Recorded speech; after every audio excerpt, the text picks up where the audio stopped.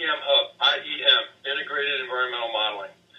Michael's going to address the question of why iemHUB, and as you see on your screen, why Hub Zero, which is the underlying software facilitating iemHUB.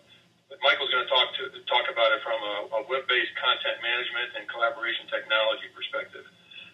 But before he does, I want to just address the question why iemHUB from a science and modeling community perspective.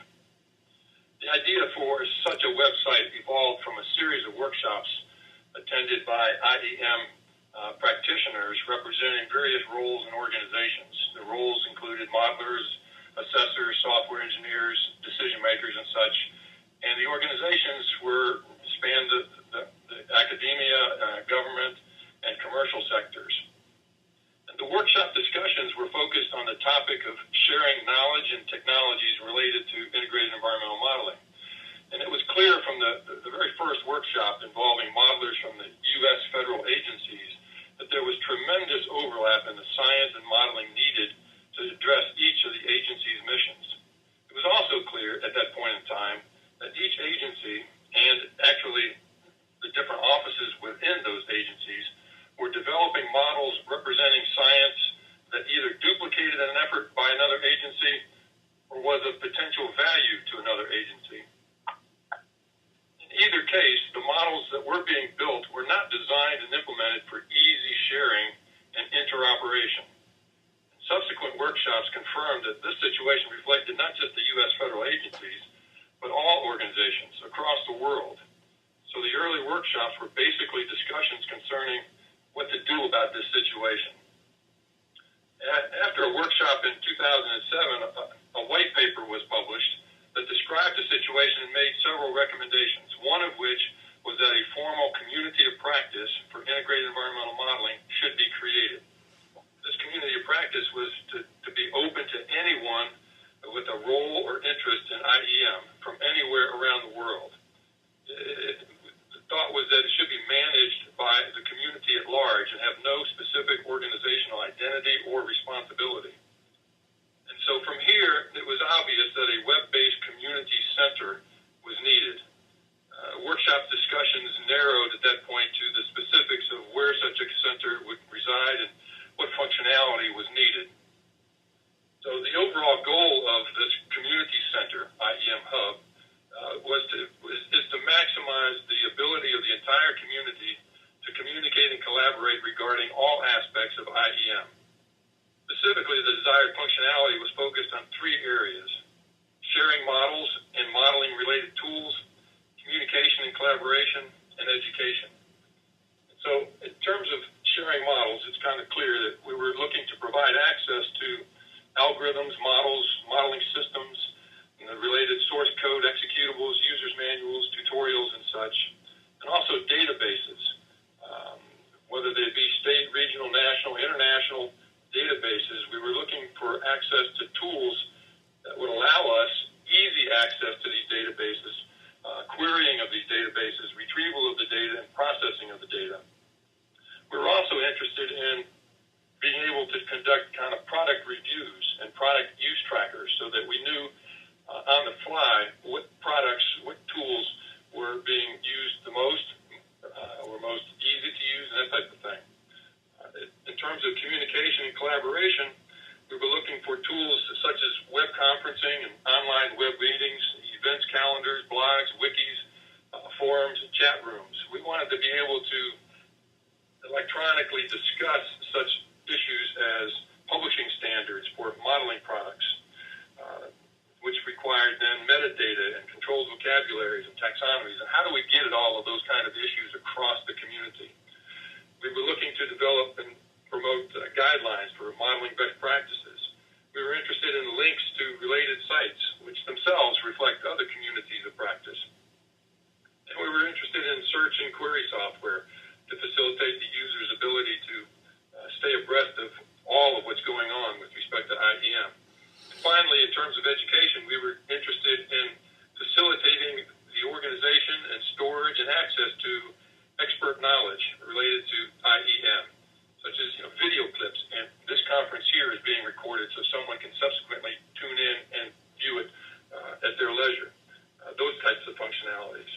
So in terms of where the idea came from with respect to IEM and why it exists from a community perspective. As Laura said, this type of site is not unusual or unique. There are many communities, both technical and social, that have established a similar web presence for similar purposes. But this is the iemHUB, and it is wide-scoping in its technical scope. And at this point, I'll turn it over to Michael and ask him to give us the formal presentation of just how this hub works. Okay? So thank you for your attention, and Michael, it's all yours. Well, thank you very much. Wow, that was a terrific introduction of really what Hub Zero is all about. So I think you just answered the whole question about why Hub Zero. But let me put a little more meat on it. I want to walk you through the iemHUB. Again, this may be new to some of you, or maybe you've been here before, but you can go to iemHUB.org and take a look at this website and navigate around, and you'll find all of the things that we just heard about. And I want to walk you through all those features little by little, and also put it in the context of all of these other hubs that you've heard about. So Hub Zero is a software platform that we've developed at Purdue. We really developed it just out of our own necessity, and starting with a project called NanoHub back in 2002. And from there, other people, it just resonated with the scientific communities. There are many different communities that are all trying to do the same things. They're all trying to share simulation and modeling and data, and they need ways to collaborate online. So we built this toolbox called Hub Zero, and we use that toolbox to build. Now there's more than 40 sites worldwide. We have 27 of those sites at Purdue for various projects that we run here, ranging from nanotechnology to earthquake and civil engineering, to biofuels and environmental modeling and all kinds of things. So anyway, lots of sites, and I think you'll find some commonality amongst all those disciplines. So I want to walk through some of the main reasons why people are creating these hubs and what they're doing with them. Reason number one is that people are looking for a collaboratory for team science. So I'm using all the buzzwords, right? Team science nowadays, people get together and they do science not by themselves in a private room, but they work together with people in their same institution or even around the world and kind of share data and share ideas. And it's useful to have a web infrastructure called a collaboratory that's kind of like collaboration laboratory where you can access those things. So in the Hub Zero view of things, this is how I kind of think about or look at hubs. In the center of everything, there are assets, digital assets that people are creating and sharing. There are things like simulation tools and seminars and databases and tech reports. And those are kind of at the center of the universe. You can think of the hub as an electronic library of those kinds of resources. But around all of that, we add a lot of different community and collaboration support. We have ways of letting people ask questions and answer them online. We have ways of brainstorming, collecting wish lists, managing calendars and shared events, putting people together in private groups and projects, building in incentives and feedback and reviews and ratings, and kind of studying it all with web analytics. So that's the high-level picture, and I want to walk through a lot of the different mechanisms that I just mentioned. I'll start with the idea of groups and projects. So if you log on to iemHUB.org, you can just get onto the site and browse around, but you can actually register and log in. And once you do that, you'll be able to create new private groups, invite your own colleagues into those groups, and work together with them by sending messages within the group, by having private discussions within the group, by using wiki areas. For example, you might have meetings and you have meeting minutes and you're always wondering where should we put the meeting minutes so that everyone has access to them. Also by gathering private seminars and data together so that only people authorized within the group can view it, and maybe sharing things on a group calendar and so forth. So let me show you a quick demo. You can kind of see all those features that I mentioned down the side here whenever you're inside of a group. You can see all the different functions of a group. And you can really customize those things and turn them on and off and all kinds of things. But let me show you a demo, kind of walk you through. I've got a video that I'm going to pop up. And I hope this comes okay across okay over the webinar, so I apologize in advance if your bandwidth doesn't quite keep up and it's hard to follow. But hopefully this will give you a flavor of what it looks like to work on iemHUB. Under the Members tab, there's a Groups area, and it tells you all about groups, how they work, and there's a link where you can browse the list of available groups. So as you can see, there are already a lot of groups on iemHUB. Many of them are open, some of them are restricted. You can click a link to create a new user group, and that's what I'm doing right now. I'm going to create my own user group. I'll call it Nanotalks. The short name Nanotalks is used as part of the URL, the online URL that you'd send out to people, but the longer title is Nanotoxicology Working Group.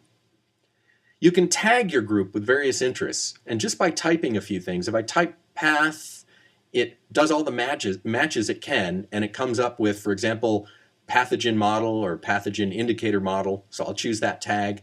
If I type something new like nanotubes that it's never seen before, I can just add that tag on. I can fill in some text to describe my group. In case my group is public and open, or people are wondering what the heck this is, I can type in some text that kind of describes what the group is about. There's wiki markup, so I can click on a word and make it bold, and I can insert pictures and links to documents and things. I can also choose how this group membership is controlled. I'm going to choose invite only. I could also choose restricted here, and I could say that, in order to get into the group, you must be, I'm typing a message, you must be a member of the Network for Computational Nanotechnology. And that message will show up when people look at the group and want to register with the group. But anyone, in this case under restricted access, anyone can try to register, and then I'll just approve them if I can verify that they're the right kind of person. I can also make my group visible or hidden. Some people like to work in complete secrecy, keep things hidden. This one's visible. So I have a group now. I have this brand new group. I'm the only member. If I click on the Members tab, I can see all the members. Again, only me. I'm a manager of the group. But I can invite new members. There's a link to invite other people into the group. And I can do that just by typing in their names or their email addresses. If they're already registered members of the iemHUB, then their name will work fine. If not, I'll just put in an email address, and they'll get an invitation to join iemHUB and also to join the group. So here I have a colleague, another colleague at Purdue. I put in his email address and a little message asking him to join the group. And I click the button, and it will send off an email to him inviting him to join both iemHUB and this particular group. All right, so now I'm starting to build up the people in my group. I can also create wiki pages. It tells me this page doesn't exist, but I can click on the link to create it. You can also set up templates if you want to within your group that kind of help you pre-fill in the page. You might have certain templates for data collection that you want to use to create new pages or something like that. In this case, I don't need a template. I'm just going to type in some text. This group is devoted to the study of nanotoxicology, and it's intended for members of the Network for Computational Nanotechnology, so forth. And this can be, you can keep it as simple as typing ordinary text, or you can use the sort of the toolbar above the text to mark things up. So I can grab certain words and make them bold. I can insert subscripts and superscripts and headings. And you can do this either with a wiki syntax, as you're seeing here, or more recently we've been introducing sort of a what you see is what you get kind of capability onto iemHUB. So it's a lot easier just to kind of mark things up. It's almost like a Microsoft Word document. So this, I can leave it open as a wiki page that anyone can edit, or I can lock it down to specific authors. I can make it a private page, or I can make it public.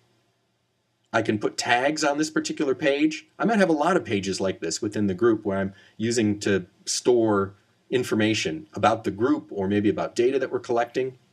If you click the preview button, you can see what it's going to look like in terms of the heading and the bold text and so forth. And I can click submit to save. So now I have a page, and if anyone in the group can edit this just by clicking on the edit button, they go back to the same kind of editor. So if anyone in the group notices a mistake or needs to add some meeting minutes, for example, here I'm grabbing an image and I'm clicking the upload button to upload that image and keep it attached to this wiki page, and I can even embed it right within the wiki page by referencing it. There's a macro square bracket, file, parenthesis, and then I give it the name of the file that I just uploaded, parenthesis, square bracket, and when I preview that, or if you look in the what you see is what you get editor, I end up with an image now embedded in the wiki page. I'll just go ahead and submit that. But now you can see, I not only have a description of my nanotoxicology group, but I have an image embedded in the page. And I can see the editing history of all of this. I can see that the page was first created in November 23rd and was edited shortly thereafter. You can see every version that was made in a wiki page like that, which is really helpful when you're collaborating. I can send a message out to my group very simply because we already know who's a member of the group. Not very many people right now, it's just me and my colleague at Purdue, but when you get a large group of 10 or 50 people, it's very easy to send a message to all of them. You just fill in a subject line and type a message and click send, and the hub will take that message and send it out to all the people that are members of the group. It also keeps a record of it too on the hub. I can go into the discussion tab, and there's an area for discussion forums. I can click add topic, and that creates a new topic thread. I can fill in the title and some comments. In this case, I'm interested in carbon nanotubes. So my short topic is, anyone have CNT studies? And in the longer comments, I'm kind of explaining what I need. I'm looking for references on the effects of carbon nanotube toxicology in marine life. So I can fill that out. If I felt like it was a dumb comment, I could post it anonymously, but in this case, I want everybody to know who I am. So I'll click submit, and now we have this new discussion topic thread that was created by me, and anyone can read that thread and follow up. I can also, slightly different idea, I can create a wish list, and a wish list is sort of a brainstorming mechanism where you can put a wish out to the group. In this case, I'm saying we need tools to study CNT impacts on nanotoxicology. And you can, one line kind of summary, like a title, and then below that you can explain in more detail exactly what you mean so that people get a better idea.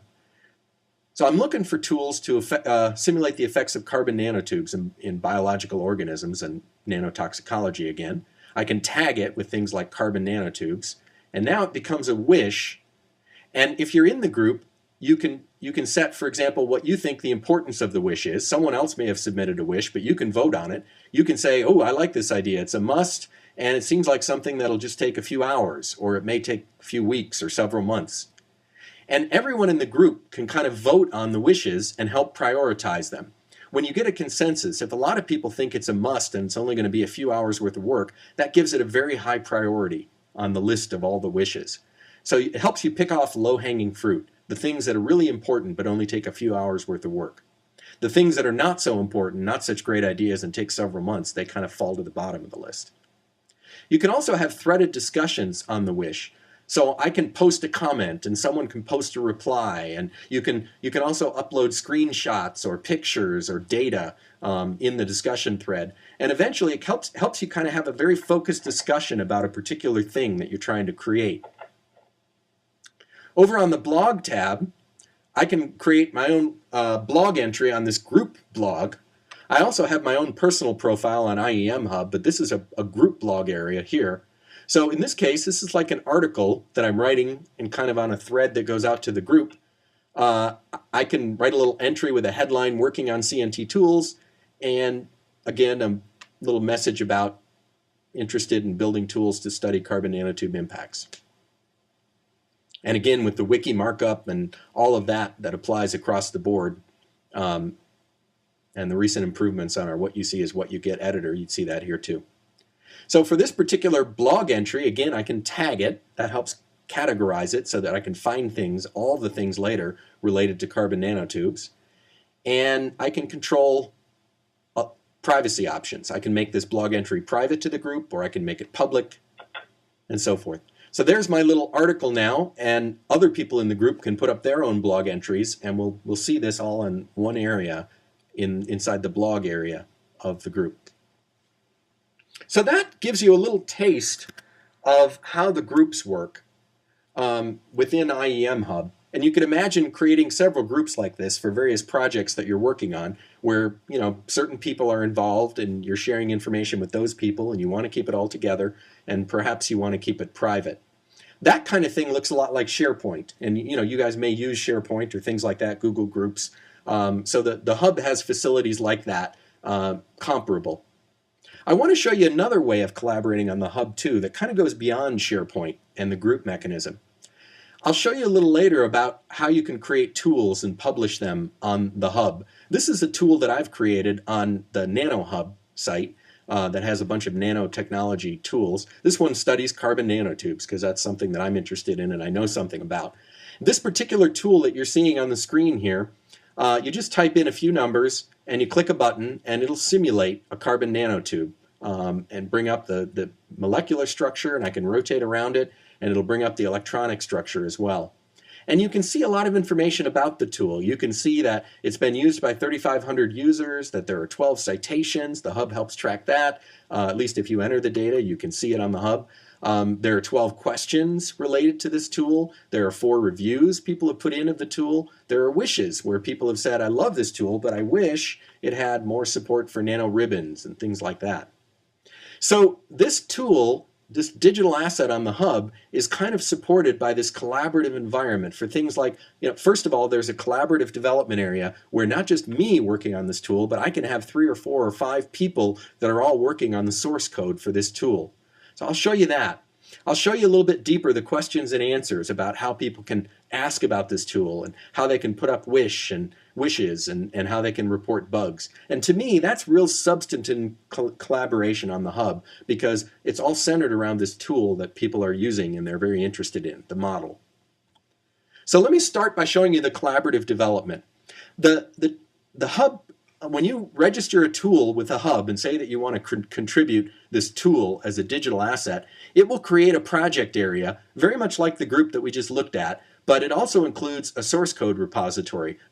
We use Subversion for source code control, but there are other things people use like CVS or Git or SourceSafe and different things like that. But on the hubs, we use Subversion. It's a way of checking in your code. Multiple people can check out the code, make changes, and check the changes back in. And you can see that here on the screenshot. I'm looking at a change that happened on the code. A lot of people are working on this code, and I just looked at the latest version and I was thinking, what happened? And if I bring up the change set for the latest check-in, I can see that my colleague checked in some code recently. The red line is what was deleted, the green line is what was added, and I can see sort of line by line all the differences that were made in that code for that particular check-in. So all of a sudden, if my model stopped working or started giving different answers, I could very methodically trace down who made that change, when was it made, and what was the effect. And I can even back out that change, get rid of that change, and revert the code to what it used to be. So that's very valuable when you're doing collaborative source code development. If you've ever worked on online on places like GitHub or SourceForge, you know what all of that's all about. It's a way of collaboratively developing the code, and the hub supports that too, a lot like SourceForge. Now, once you publish a tool, people have questions about it. They'll say, I don't understand the meaning of this. In this case, there's a question about the electron wave function and how it gets calculated for a carbon nanotube. And in this case, someone else, it could be an author of the tool, one of my colleagues, or it just could be someone in the community that happens to know a lot about the subject.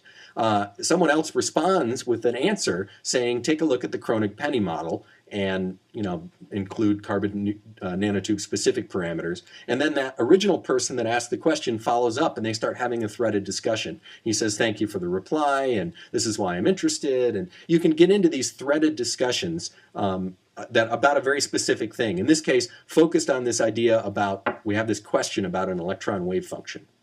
So the questions can be tightly associated, for example, with the tool. So when I'm looking at a tool, I can see all of the questions that go with that particular tool because that's what I'm interested in. You also earn points and kind of get rewards for helping out with questions. If you respond to a question and that's chosen as a good response for the answer, then you actually earn points for helping the other person out.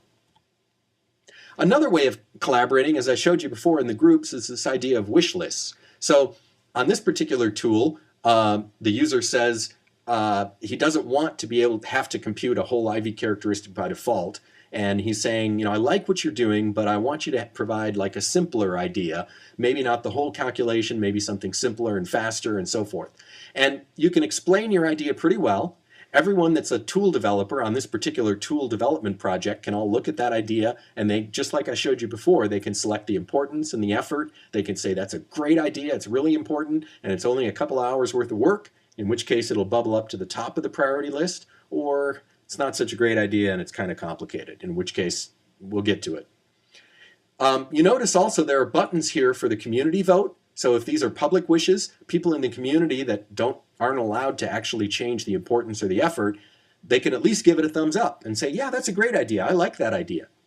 And they can even bid these points. As you earn points on a hub, you can bid points on things. You can say, I'll give 50 points to anybody who will implement this wish because it's important to me too. So it's a way of, again, voting with some kind of valuable currency, like pseudo points. And again, that's per tool. Now, you might have something that goes wrong with your tool. You know, you put up a tool and you run it, and under certain circumstances, it crashes. So when a user finds something that crashes, they can submit a support ticket, a bug report, to the hub. And in the case of running a tool, the ticket goes directly to the team that develops that tool. So it's not, you know, the tool doesn't get lost in email or it doesn't go off to people that don't know about it. When you're running a tool and something goes wrong, the ticket goes directly to the tool owners. When you log into iemHUB, you see a list of assigned tickets like this. And you can see that there's a ticket with a little headline and some comments and so forth. And you'll see a particular list of tickets like this that are assigned directly to you or to your team. There's also buttons where you can see all the tickets, not just a short list, but all the tickets that you have, and a button where you can also submit your own new tickets. So those are the kinds of controls you see when you log into iemHUB. Over here, this is what a ticket looks like. It's a description. It shows you what user was having the problem, a description from them of what the problem was. You can even attach screenshots and files and things. And you can, again, have threaded discussions, helping to pin down what exactly is the problem here. You know, that we're running into. And then eventually, hopefully you fix the problem, you publish an updated version of your tool, and you close the ticket. So those are really strong collaboration mechanisms, I think, as opposed to just group discussions. They're really focused on doing something like creating a model and critiquing the model and improving the model.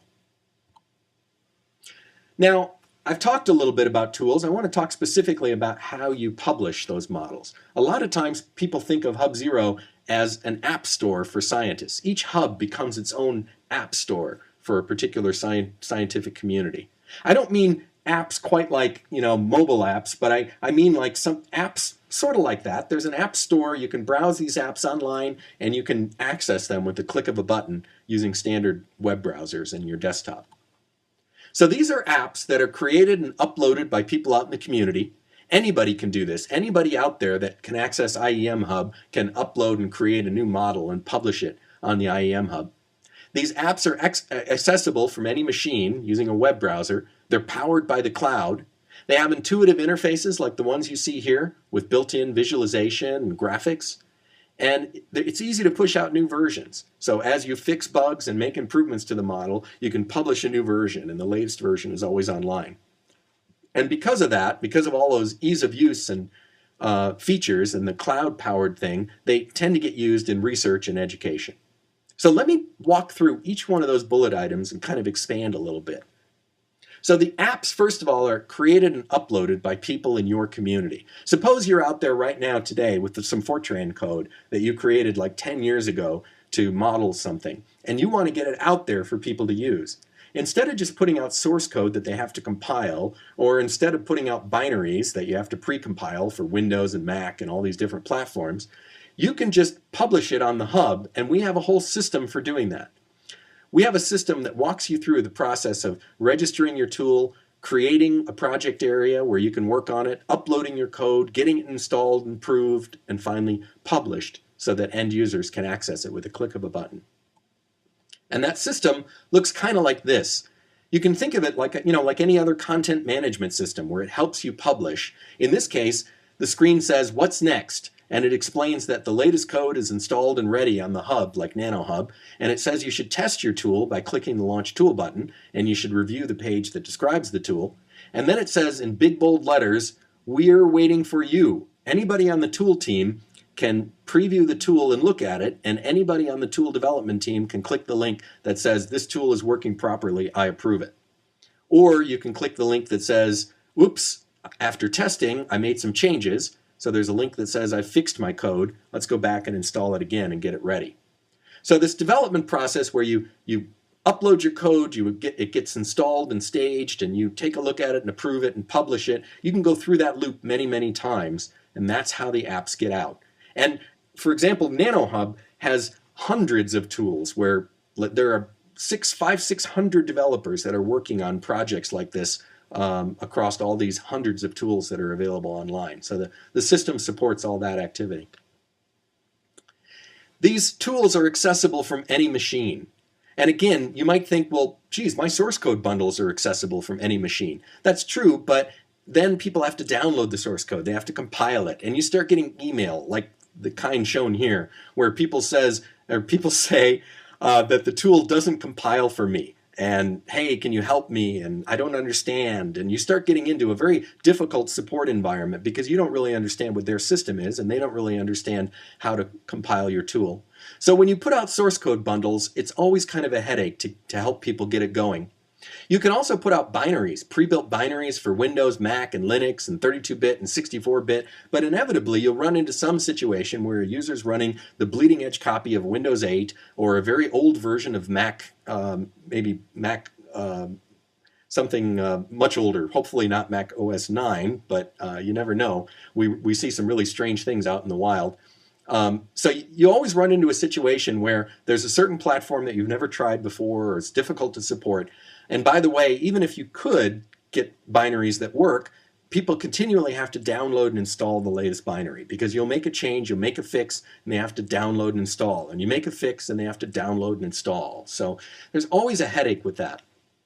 The hub way of doing it instead is that you just access those tools from a web browser. You always get the latest version of the tool and it always works because it doesn't matter what web browser you're using, you're just accessing the tool as it's served up server side from the hub. So it's a whole lot simpler to support and maintain. Now I mentioned that these tools are powered by the cloud. You might be used to thinking of programs as something that you install and run locally. And when you do that, whatever your computer is, you're kind of limited by that. The hub way of running things, again, because you access them through a web browser, your computer just becomes a portal to access a larger infrastructure. The hub itself kind of runs in a cluster environment here at Purdue, and beyond that, there are many other clusters that you can send jobs off to. So there are lots of free resources out there. The TerraGrid, which is now Exceed, and the Open Science Grid and DiaGrid. There are other pay services like Red Cloud and Amazon, but there are lots of grids out there that you can submit jobs to, and the hub becomes a gateway to all of that. You can put up a tool, and when users click the button to run the tool, it can automatically send a job, 100 jobs, 1,000 jobs, off to the Open Science Grid and have them all run in parallel. And people don't need to know how to access Open Science Grid, or they don't have to have an account on Open Science Grid. They just use the hub, and everything else becomes transparent. So you can really unleash the power of the cloud through the hub. A lot of these are real research codes that you might have heard of or you might be using anyway in your field. For example, on the iemHUB, they offer the LAMPS code for molecular dynamics simulation. On Manufacturing Hub, they have an open foam code, which is kind of like Fluent for fluid dynamics, but it's an open source version of that. And they have that installed and supporting different 3D modeling things. On the Earthquake Engineering Hub down here, they have an open code called OpenSeas. That's a community code for simulating structural effects of an earthquake. You can see how a building will react to an earthquake. And on the Cancer Care Engineering Hub, they use a statistics language called R that you might be familiar with. That's installed and it powers many of the tools that are available on the Cancer Care Engineering Hub. So you can take familiar codes like these, like LAMPS and OpenFoam and R and OpenSeas, and you can install them on a hub like iemHUB, make them available to the community. Now, suppose you have that problem, and I hope you do, that you have an old Fortran code and you're trying to figure out how to get it online and available for people to use. The old Fortran interface was kind of clunky. You fill in a few files and you get back a few files and all of that. I'm speaking for myself because back in the late 80s, early 90s, I wrote some Fortran code that simulated quantum effects in very small devices. They were Fortran codes. Nowadays, they're available on iemHUB with the graphical interface that you see here. So instead of all the old-fashioned ASCII art that I used to use back in the 80s and 90s, now you have a graphical interface that you can use to access the same code. And the link between them is a toolkit that we have called Rapture. Rapture is a toolkit that's available within Hub0 that helps you create a graphical user interface very quickly and sort of automatically. Rapture is the rapid application infrastructure. Something we started working on a long time ago, back in 2005, and we've been improving it ever since. It's open source, and best of all, it works with a lot of different programming languages. So whether your code is written in MATLAB or Fortran or C or Python or what have you, Java, Ruby, whatever language you like to use, you can create a Rapture interface that goes on top of that. That looks something more like this, where you prompt people for bits of information, click a button, and then have it go off and run your C code or your Ruby code or your Java code or what have you. Of course, if you want to create your own graphical user interface using Java or using Qt or using MATLAB or what have you, you can do that too. But Rapture is a quick and dirty way of saying, I've got this old code, I don't know how to create graphical interfaces very well, I don't want to spend weeks learning, and Rapture will create the graphical interface for you. And it'll integrate a lot of things like visualization. So you can just say, I've got a molecule for an output. Rapture knows how to render molecules. You don't have to figure it out. Rapture works as a builder. So there's a builder program where I can drag and drop controls off of a little palette over here into an information model for my tool, and I can configure all the different inputs and outputs and all the labels and what they mean. And basically, within a few minutes, you can build a Rapture tool, and it'll also generate the skeleton code that you need in C or in Fortran or in Java or what have you for your tool. Then, when you want to run the tool, you just say Rapture or Rapture-run. It'll find an XML file that describes your tool, and it'll render the interface for you depending on the controls that you've created. And whenever you click on the Simulate button, it'll go off and run your code, your Fortran code or C code or what have you, and produce the simulation results and immediately visualize them. There's also a regression tester in the Rapture environment. The regression tester reads the description and the regression tests for your tool, and it will rerun a series of tests. So after you've been developing a code for 6 months, you can go create a bunch of tests, for example. After you make a few changes to your code, you can click the button and rerun all your regression tests to make sure your code's still working properly. Anything that's wrong with your code will show up as a difference. And you see that here as the little red X's on the screen. They all get flagged as differences. You can click on any one of those and see all the things that are different than they used to be in your code. Some of those might be fine, and you can just go on, say that's correct, move on. And some of them might be things that are real problems, and you have to go back and look at your code and figure out why it's misbehaving. So Rapture has this whole environment that starts with the drag and drop creation of your tool, the running of your tool, and eventually the regression testing of your tool or your model. It's a really terrific way of kind of supporting all of that. And because it's so easy for anyone in the community to create new tools and to push out new versions, you'll see that kind of gradual community adoption. So this is iemHUB, and again, iemHUB started a little bit before 2002, but essentially 2002. And we started getting a few people online working on new tools. So the blue curve down here are all the different new tools that are coming online. And you can see right now there's a little bit more than 200. There's about 240 or something tools that you can find on iemHUB to simulate nanowires and molecular dynamics and carbon nanotubes and all of that. But the amazing thing for me is all of the new versions of the new tools. So you can see almost 1,200 versions of all of these different tools. So imagine that a person not only puts up a tool, but they improve the tool, they fix the tool, they change the tool, and they put up a new version and another new version and another new version. So on average, there are about 6 versions of every tool online. It's not quite that way. Some tools have like 30 or 40 versions because they keep getting developed, and other tools only have 1 or 2 versions. But it's not at all a dump and run situation where someone puts up a tool, throws it up, and walks away. On NanoHub, the user community is very engaged, and they're constantly making changes and improvements and putting up new versions of tools. You can see the tools getting used in education and research. The best way to see how they're getting used in research is to track citations. So what I'm showing you here is a map of citations. Each of the little dots is a paper. And there are some papers that were written about NanoHub that just talk about it as an example of cyber infrastructure. So those are the green dots. The green dots are kind of interesting, but they're not real nanotechnology. They're more like cyber infrastructure or computer science. The blue dots are all about education. Blue dots talk about how NanoHub and its tools were being used in class. But you can see the vast majority of all of these dots are red dots. The red dots are research.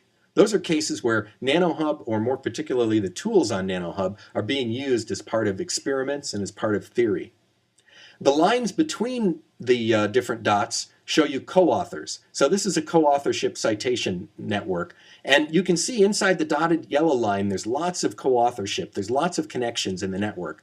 And those are people that are working inside NanoHub, that are actually on this network for computational nanotechnology. You can think of them as the people that are sort of funded by NanoHub or paid to work on NanoHub. And there's a lot of them and a lot of connections. But you can see about half of the papers come from outside that group. More than half the citations come from the outside world, people that are just out there using NanoHub because it's useful or they think it's cool. And they have their own networks of people where they co-author papers and work together. Some of them are big and some of them are small, and some of them cross the line and kind of work with people inside of the network. So that, for us, was a really terrific outcome, to see that kind of activity on the network. These are the kinds of papers that you see, by the way. If we zoom in on a couple of those dots and look at some of the titles, you can see that there's an experimentalist in France, for example, who was growing thin films and then using the tools on NanoHub to kind of interpret and calibrate her measurements. So she would measure electrical characteristics of the thin films and then use the NanoHub tool to reverse engineer the film thickness. Because when you get down to about 2 or 3 monolayers of atoms, you really can't measure that, certainly not with a yardstick, and it's really hard to measure it with anything. One of the ways they measure those things is by measuring the electrical characteristics of the thin film, and then they can deduce the film thickness based on the electrical characteristics. So that's what this experimentalist was doing. She was using a tool that someone else put on NanoHub, sort of like a little mortgage calculator, where she just wanted this thing where she could plug in some numbers, push a button, and get an answer, and compare that to the experiment. There's another physicist over in Italy that downloaded a code from NanoHub, an open source code, made some changes to the model, and then compared his improved model to the stock model on NanoHub. And that's another terrific thing to do, to make improvements to the model and then to calibrate against known versions that are out there. So this is exactly, when we found this kind of activity, we were really delighted, because this is why we created NanoHub to begin with, was to support this kind of activity in the modeling community.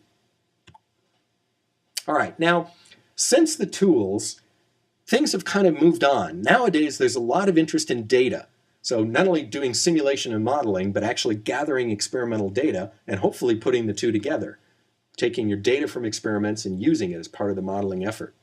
So a lot of people think of HUB0 or hubs in general as repositories for data and publications. I already mentioned how the community can create applications, apps, and submit them to a hub and publish them. But the hub is more than just apps. You can also publish seminars and tutorials. So like this seminar that we're having today, we'll get this up on iemHUB.org, and anyone can watch it. You can also publish tech reports, maybe things that are sitting on the shelf right now gathering dust that haven't seen the light of day. You can get those out and published electronically on the hub so that anyone can read them. And recently, we've been adding data from experiments. There are half a dozen hubs now that offer databases where you can browse the data online and upload new data. So I want to walk you through a few of these hubs just to show you the kinds of things that they've created and published.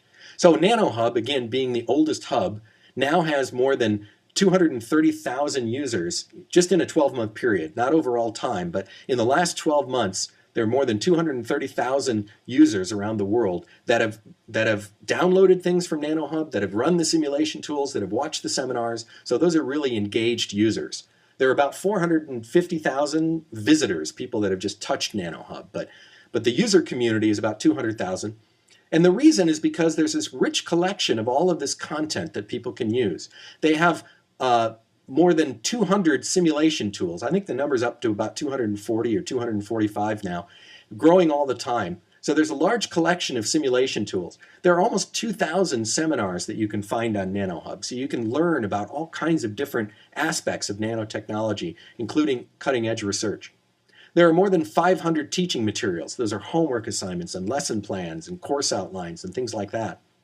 And there are 64 complete courses. Some of those are 15-week courses like you'd see at Purdue. Some of them are short courses like a week-long or 2 weeks long kind of thing. But there are 64 of those courses that you can find at Purdue with lots of different lectures.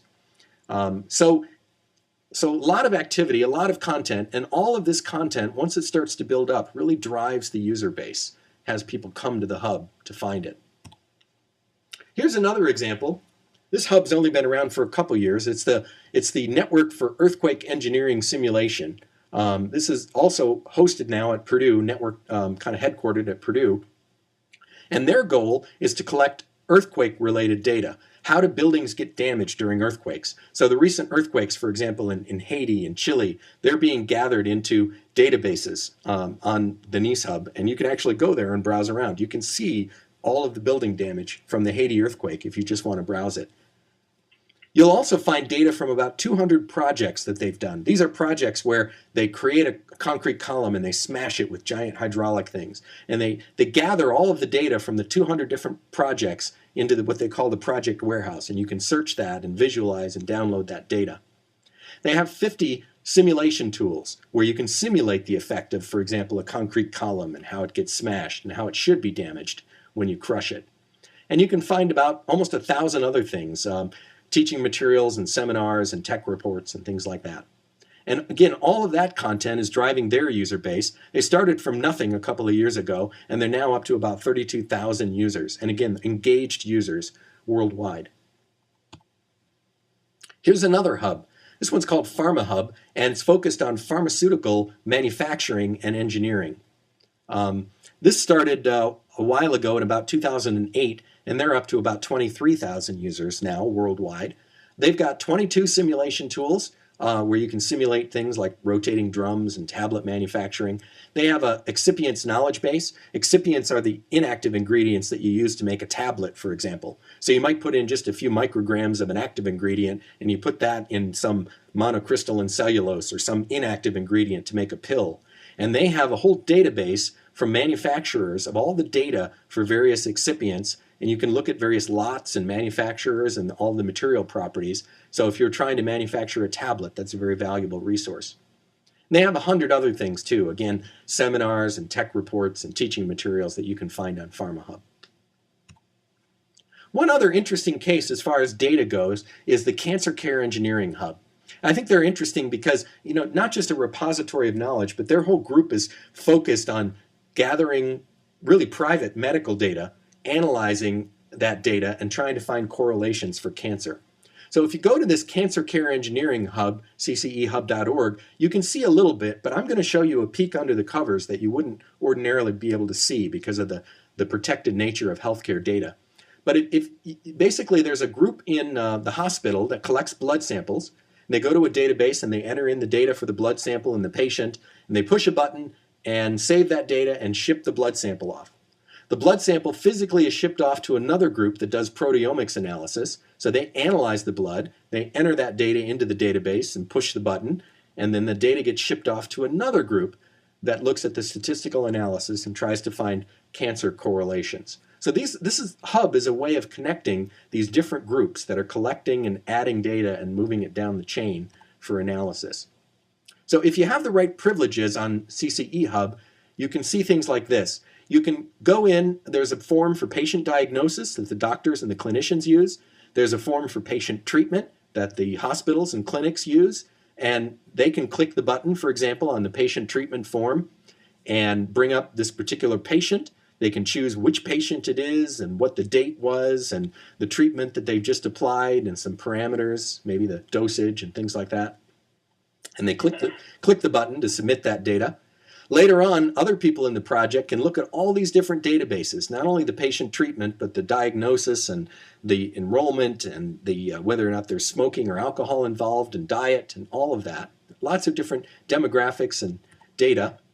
I can pull up one of those, like the diagnosis database, and browse it. So for example, in this area down here, there's a diagnosis column, and I can type in cancer, and it'll filter out everything and show me only the cancer ones, colon cancer, rectal cancer. I can filter other columns as well. So I can say I'm only interested in stage 4 colon cancer and filter down very specifically to a small set of records. I can pull up also a column like coffee and look at things that are more than once a day. So I might be looking for a correlation where someone has rectal cancer, where it was very aggressive, and where they've been drinking coffee more than once a day. And I can look at other information too. For example, when a particular blood sample has been done on a short draw or left out on the counter or something like that, sometimes you have an outlier in your data and you're like, where the heck did the outlier come from? And this helps you realize, oh, they set the blood sample out on the counter. They weren't supposed to do that. That's why that particular sample looks suspect or strange. But you can choose records, and after having winnowed it down to stage 4 colon cancer, people that drank coffee more than once a day, I can feed those records into those simulation and modeling or analysis tools that I talked about earlier. So I can take a series of records from the database and feed it into an R code, for example, that does a statistical analysis and shows me some maybe probability density functions or some kind of correlation to help me track down the cancer, or maybe the effectiveness of the treatment as well. So to me, that's where it really gets exciting, is where we can take data, experimental data, and combine it with tools. All right, now one of the last things I wanted to talk about was sort of the outreach solution. A lot of times when people are doing research, they really, at the end of the day, when all the research is done in secret and they've gotten all their data and they're feeling sure about it, then they publish it. They want to get it out there and disseminate it for other people to know about and to take credit for the work. And they also want to kind of engage with the community in outreach. And a lot of people think of Hub Zero in that context, that it's an outreach solution.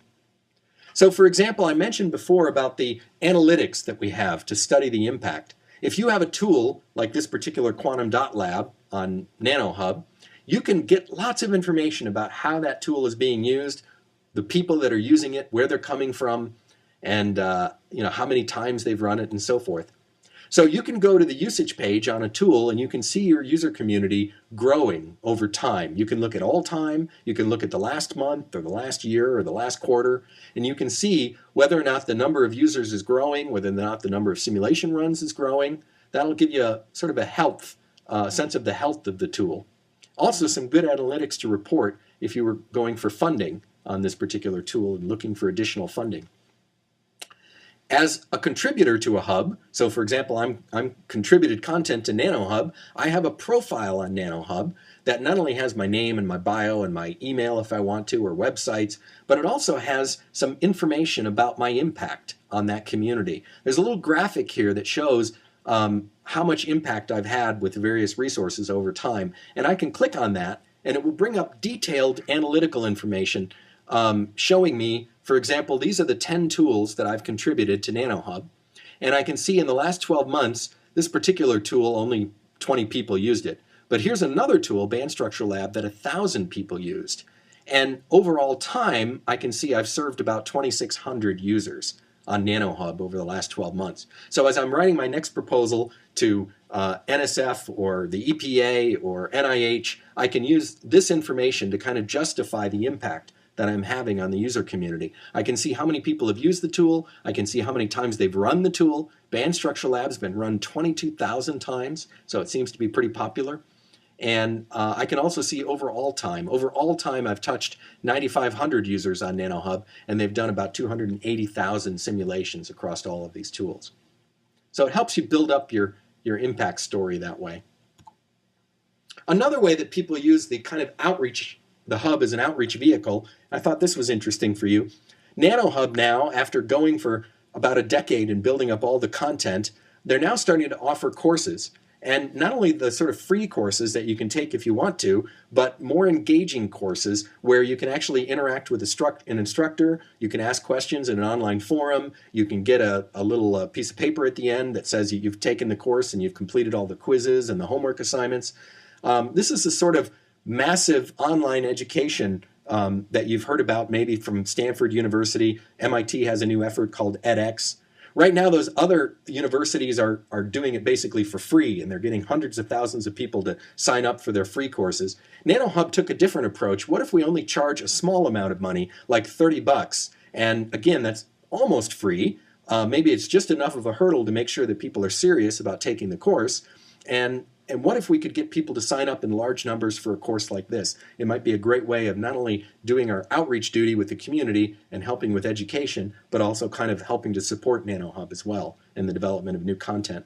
So they have 5-week courses now that they've run, $30 each. We ran 2 courses in last spring about nanoelectronics, and there are a couple of more courses coming up in the fall, atomic force microscopy and fundamentals of nanotransistors. And the interesting thing for me is that they're getting a worldwide audience. In the first 2 courses, I think there were a lot of people from the US and a lot of people from India, but there were people from like 60 countries worldwide. We had 2 people from here and there, Brazil and Italy and all kinds of countries all over the world. I thought that was really exciting. So HUB0 is a platform that can support that kind of solution as well. So just to kind of wrap up and give you guys a chance to ask more questions, why HUB0? Well, because it has this large integrated feature set. We really created HUB0 to support these various communities that are doing academic pursuits and science.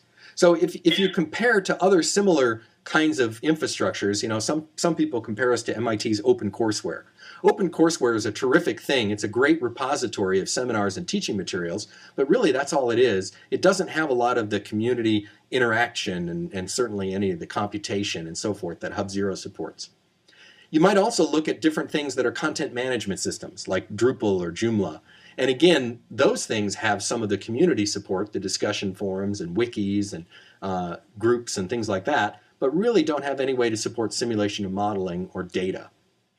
You might look at SharePoint, again, as a way of getting together and collaborating inside groups. And SharePoint is terrific at that, but it has large holes in other areas where you comes to the scientific modeling and again, data and tracking provenance and all of that. One of the closest things that I've seen to what HUB0 is all about is a site called myexperiment.org that's run in the UK. It's also focused on science, and it lets you upload scientific workflows for experiments and also for simulation. They have things like discussion forums and user groups and so forth. They also support simulation and modeling and scientific workflows and some data sharing, which is really terrific. HUB0, NanoHub is an example, but HUB0 in general supports sort of all of this across the board, so it's a one-stop shop. And where we're going with HUB0 is this area down in the bottom here. We've already made some pretty good progress in terms of data sharing and adding digital object identifiers and library standards into the mix so that you can create libraries of digital content. There's more to do there that we're always working on. And we're also moving into this area of integrating the data and the tools and doing things like uncertainty quantification so that you can see, you know, not just numbers, but numbers with spreads, with means and standard deviations, and handling the uncertainty in those calculations. Tracking data provenance as data flows through tools and looking at more proper peer review, not just 5-star reviews. So going forward, there's a big emphasis for NanoHub and really for all the hubs in this bottom area, and that's where HUB0 right now is trying to build out the feature set. HUB0, all the features that I've shown you so far have been used across all these different hubs that really support lots of different communities. In the engineering area, there's NanoHub, but there's also earthquake engineering, microelectrical, mechanical systems, manufacturing, and pharmaceutical engineering. So there's lots of different engineering within just the engineering area. There's lots of different kinds. People have also used hubs to support healthcare. Healthcare from things like clinical things like the Cancer Care Engineering Hub and Catalyzed Care, all the way to discussions of ethics, medical ethics, and proteomics. In the environmental area, of course, there's iemHUB that you guys have, but there are other sort of other environmental sites as well. There's a site that's studying biofuels, C3 Bio. There's another one for volcanology, vhub.org, and another one for droughts. That's called DryNet. In the educational area, there's lots of hubs relating to educational practice and how do we teach better online and how do we get students to work together in collaborative groups. And there's hubs that are focused on computing, where you can go to Diagrid, for example, and you can just launch tools and access the open science grid and use things like, if you're in the medical arena, you might be interested in BLAST. They have the BLAST tool available online that you can send out hundreds and thousands of BLAST jobs with the push of a button on Diagrid. So there are all these different hubs that give you access to computing. If you put all those hubs together, there's about 750,000 visitors just in the last 12 months alone in a worldwide kind of audience. You can see that on the map here. These are anyone who's accessed any hub that I know about, particularly the 27 that we run at Purdue, because I really don't have good stats on the others that are run outside Purdue. But you can see the red dots are where people are accessing seminars and watching videos and things like that. The yellow dots are where people are doing simulation. So you can see widespread use of simulation and modeling across the entire planet for all these different hubs. So, in summary, Hub Zero is really a place where you can store and share simulation and modeling tools, kind of the app store for scientists, where you can also store your data and manage your data and hopefully marry the data with simulation tools as we move forward, where you can do collaboration and social networking within your peer groups, work together and actually do science, and we have analytics to help measure the impact. And I hope that's given you a good overview, and I really hope that this overview will help spark some discussion. Right now we can take some questions, and maybe we can also think in a follow-up, maybe there are certain aspects of what I've shown you at a very high level, exactly how you create Rapture-based tools, or exactly how you publish data, and so forth. We might think of a follow-up webinar that I could do at some point in the future, and we can do a little bit more hands-on detailed training. But at this point, I thank you for your attention, and I just want to open it up for any questions you might have. Michael, this is Jerry. As you were showing all the different hubs and such, I'm wondering if you've experienced a need to connect different hubs, like across the environment. There might be a hub for groundwater and a hub for atmospheric modeling. We'd be interested in collaborating across those. Is there any activity of that sort that happens across these hubs? Yeah, we are just starting to get into that area. So as these hubs have grown up in silos, and they're all focused on communities, at the beginning, there were just a few, hubs, and they had very different communities, so there wasn't a lot of crossover. But now, as we're getting more and more hubs, we're starting to see some crossover amongst the communities. So, for example, the Nano community, Nano Hub, and the Micro Electrical Mechanical Systems Hub, they have a lot in common. They're working at slightly different length scales, but there's a lot of commonality. And so we're starting to see people say, well, I'd like to use this tool on Nano Hub and take the output and feed it into this tool on MEMS Hub. Or I'd like to take this data on MEMS Hub or maybe a thermal hub or something and feed it into this tool on Nano Hub. So we're starting to see the need for that now as the hubs grow up and the communities start to overlap. Because of that, we've started working on a few things. The first step in getting people to be able to work cross hubs is to manage the authentication problem. So, for example, if you could log into all hubs with the same username and password, then we can move you seamlessly from one hub to another.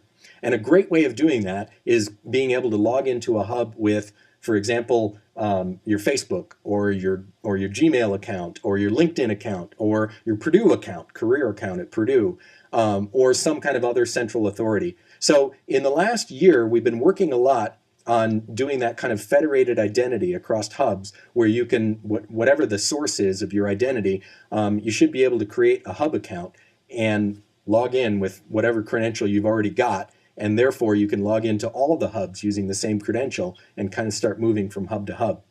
We've also been doing some work on kind of exposing the catalog of things across hubs. There's a protocol, the Open Archives Initiative has a protocol, OAI PMH. The PMH stands for Protocol for Metadata Harvesting. It's a library standard. So working in conjunction with the Purdue libraries and learning more about these standards, there's a way of exposing the content of a hub using this OAI PMH protocol And that lets one hub discover another hub's content.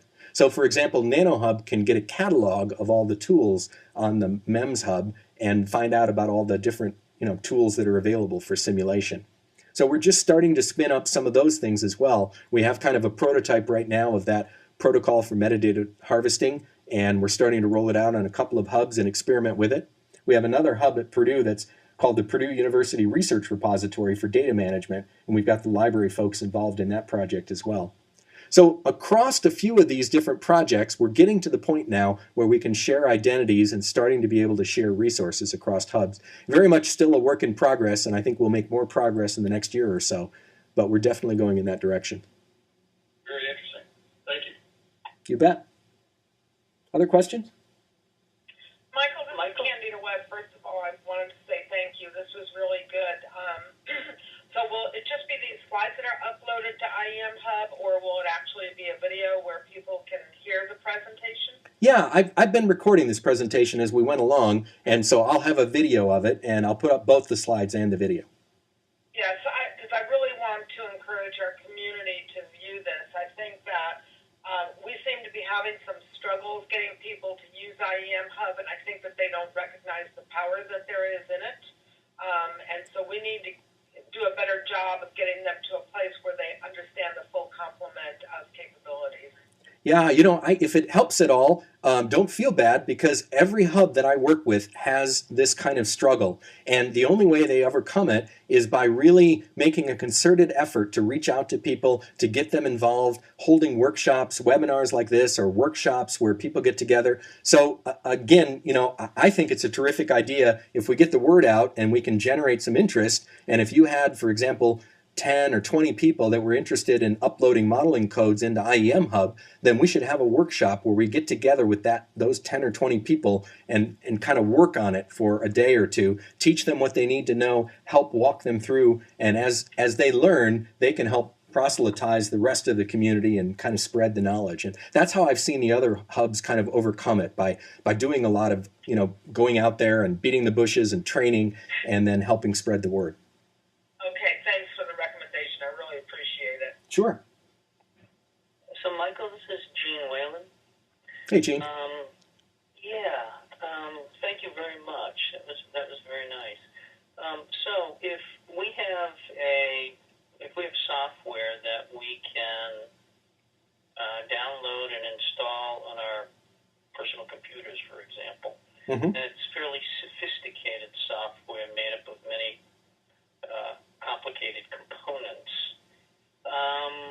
How difficult is it to just upload it and install it on iemHUB such that people can then run it from iemHUB, as opposed to, say, having to go to a particular PC, and be able to take and utilize, if there's software written that does the managing of multiple computers that are associated with iemHUB. There are people who are listening on here, like Alan Brooks, who's got Envision, and there's other modeling frameworks that are very sophisticated, and it would be nice if they could sit someplace so they could access one version and it could be updated very easily. How easy or hard or difficult is that? Yeah. These are not small little models or applications. Right. Yeah, I'm glad you brought it up. So first of all, I think the value proposition is there, particularly for codes that are hard to install and compile and so forth, because if you get them centrally installed, it really saves everyone a tremendous amount of effort. So that tends to be where the most value is on all the hubs. Now, the next layer depends on how the tool was written and the technologies that it uses. So one caveat that we have in all of this is that Hub Zero and the back end of it and the simulation and modeling capabilities are all built in kind of a Linux environment. So if you tell me, well, this code is very, very complicated, but it's built in Linux, I can tell you with a lot of confidence that we can get it running inside of a hub, because all of our backends are Linux. We've dealt with complicated codes. I mentioned LAMPs and other codes in the past that some of them are also very complicated in the way that they access databases and interact with each other, and they execute large workflows and all of that. That's where Hub Zero really shines. There are also complicated codes that you can run under Windows.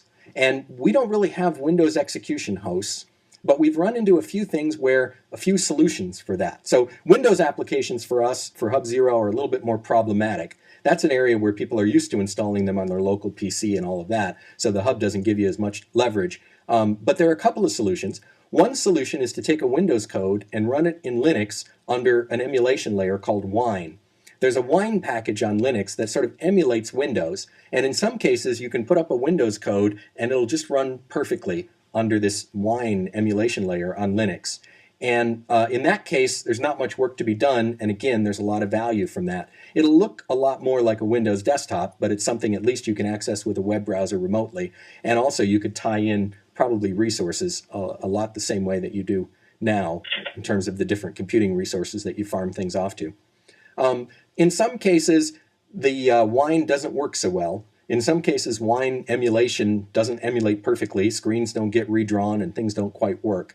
And at that point, there's one other solution, I suppose. In some cases, the guts of these simulation packages are all written in like C++ anyway. And so putting them up using the Rapture toolkit or any other kind of graphical interface on the hub, but actually using the same Windows code, just kind of porting the C++ Windows code to a Linux environment, creating sort of a different GUI for it under Linux, but running it that way, that can be another solution. Of course, that's more work.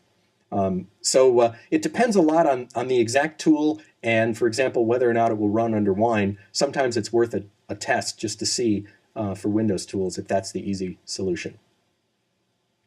I don't know if that answered your question. I hope it does. And maybe we'll have to look at a few tools specifically and see what the specific answer is for them. By the way, I'll mention, as long as we were talking about simulation tools, a common question I get with a lot of the hubs is people say I've written my whole code in, for example, in MATLAB, and I have a whole GUI in MATLAB, and I don't want to have to rewrite that. And with Hub Zero, you don't have to. You can take your MATLAB code, compile it, because MATLAB lets you compile code and distribute that online and so forth. So you can create a compiled version of a MATLAB code, and that MATLAB code, when you push the button, can go off and launch a bunch of jobs on, Open Science Grid or cluster jobs or what have you, gather the results back together and plot them. So a lot of people find MATLAB as a really convenient common ground for either taking existing tools that they already have or building new, very graphical interfaces for tools that otherwise live on the clusters and the grid. Michael, I just want to thank you for your time today and for making the presentation because I think that it was informative to everyone and is a tool that we can certainly share with those that weren't able to join us on the call today in moving forward. Yeah, I think it'll stimulate some good conversation. Thank you a lot, Michael. You're welcome. Thank you very much for letting me talk. It was fun. Okay.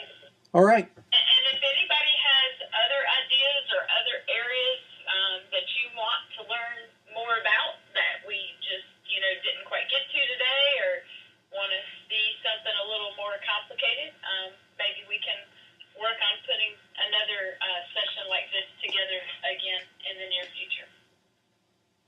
Sounds good. Laura. Thanks, everybody. Have a great day. Bye-bye. Thank you.